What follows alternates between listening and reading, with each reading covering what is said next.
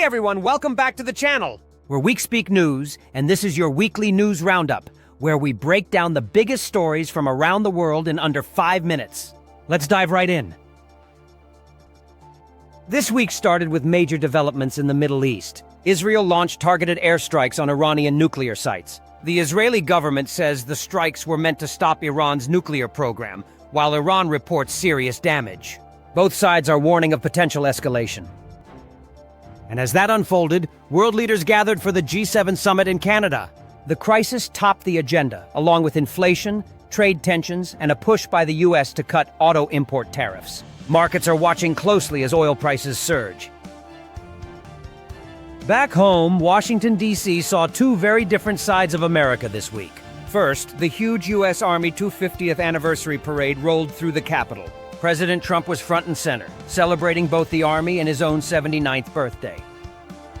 But right after, World Pride events took over the city, highlighting the sharp cultural divides playing out across the country. Meanwhile, tensions boiled over in Los Angeles. Immigration raids by ICE sparked major protests. Things escalated quickly. National Guard and Marines were called in, a curfew was declared, and over 500 people were arrested. The governor is pushing back hard on the federal response. Globally, it's been a tough week. In Austria, a tragic school shooting in Graz left 11 people dead. And in South Africa, severe flooding claimed more than 80 lives in the Mthatha region. But there was also triumph. South Africa's cricket team defeated Australia in London to win the World Test Championship, their first title in decades. Cut to Juneteenth events, Tesla, and markets. Post. Here in the U.S., communities nationwide are marking Juneteenth with parades, concerts, and remembrance.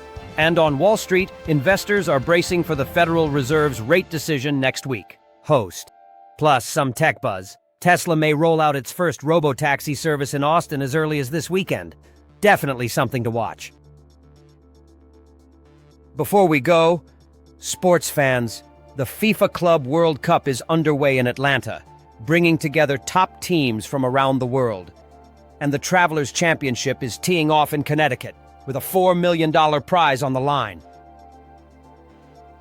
That's it for this week's Roundup! If you found this helpful, give it a like, hit subscribe, and ring that bell so you don't miss next week's update.